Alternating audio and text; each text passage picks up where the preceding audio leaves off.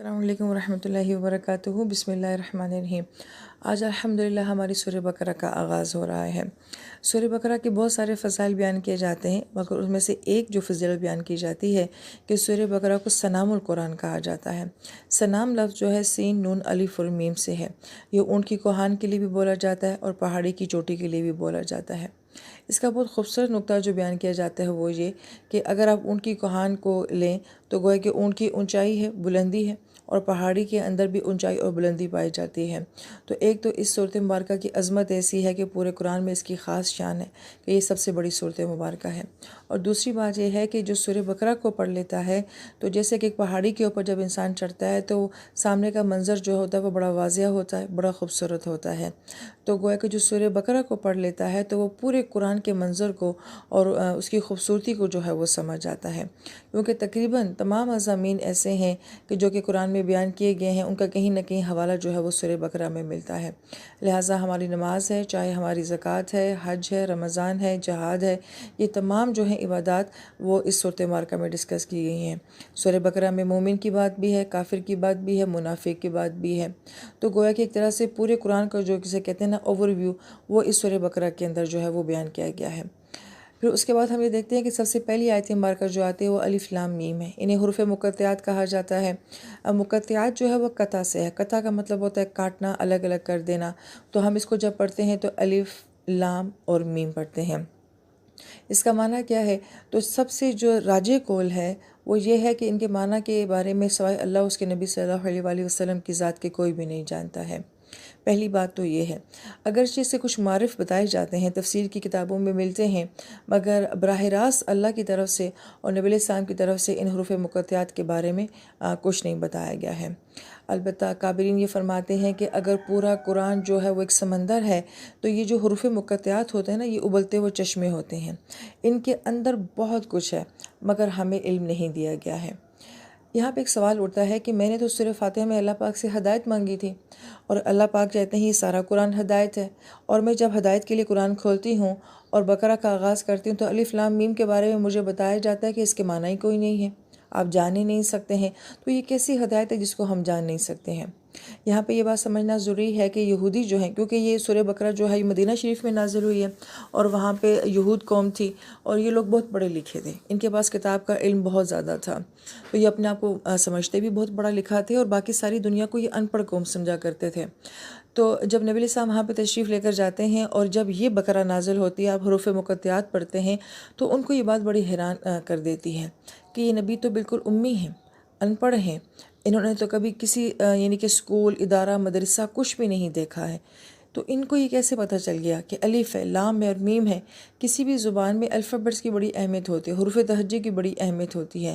تو وہ بہت حیران ہوئے کہ نبی علیہ السلام جو کہ پڑھے لکھے نہیں ہیں تو وہ کیسے جو ان حروف کو بیان کر رہے ہیں۔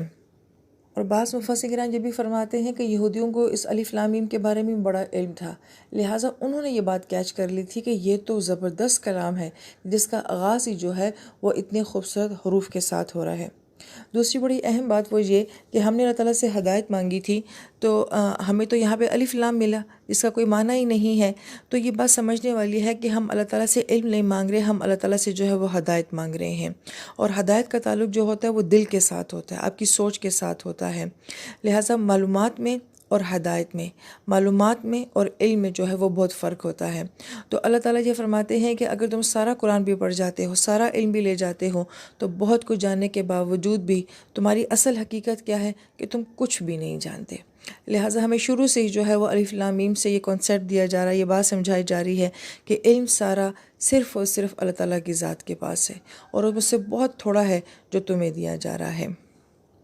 پھر دوسری آیت مبارکہ ہے کہ ذالک الکتاب، یہ کتاب ہے، لا ریبہ، نہیں ہے کوئی شک فیہ، اس میں۔ اب ذالکہ جو ہے یہ گرامر کے لحاظ سے اس میں اشارہ بعید ہے، یعنی کہ دور کے اشارے کے لیے آتا ہے، وہ کے لیے آتا ہے، مگر ہم جب ترجمہ کرتے تو ہم کہتے ہیں کہ یہ کتاب، اس میں کوئی شک نہیں ہے، اس کی کیا وجہ ہے؟ تو یہاں پر ایک اہم نقطہ سمجھ لیں، جب ہم قرآن پاک پڑھتے ہیں تو ہمیں لفظ قرآن بھی نظر آتا ہے اور کتاب بھی نظر آتا ہے۔ تو جہاں کہیں یہ لفظ کتاب آتا ہے تو اس کا مطلب یہ ہے کہ یہ قرآن پاک 7 آسمانوں کے اوپر لوح محفوظ میں لکھی ہوئی کتاب تھی۔ پھر اللہ تعالیٰ نے جبرائیل امین کے ذریعے اس کتاب کو نبی علیہ السلام کے اوپر نازل کیا۔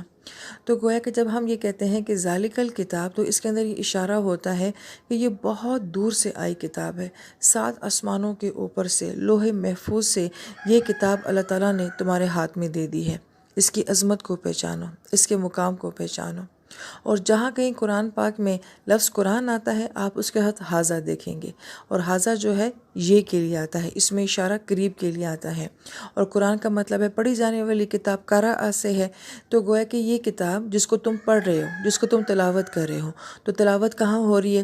اس دنیا میں ہو رہی ہے، یہاں ہو رہی ہے، اس لیے اس کے ساتھ حاضر قرآن، یہ قرآن کہا جاتا ہے۔ اور جب یہ ذالک الکتاب آتا ہے تو یہ کتاب دنیا میں تو تھی نہیں، یہ تو آسمانوں میں لکھی ہوئی کتاب تھی، وہاں سے آئی ہے، تو گویا کہ پھر اس کے لیے ذالکہ دور کا جو اشارہ ہے وہ استعمال کیا جاتا ہے، مگر ہم اس کو یہ میں کیوں ترجمہ کرتے ہیں؟ اس لیے کرتے ہیں کہ یہ اس وقت تمہارے ہاتھوں میں ہے، ذالک الکتاب۔ پھر اللہ پاک فرماتے ہیں لا ریبہ، اس میں کوئی شک نہیں ہے۔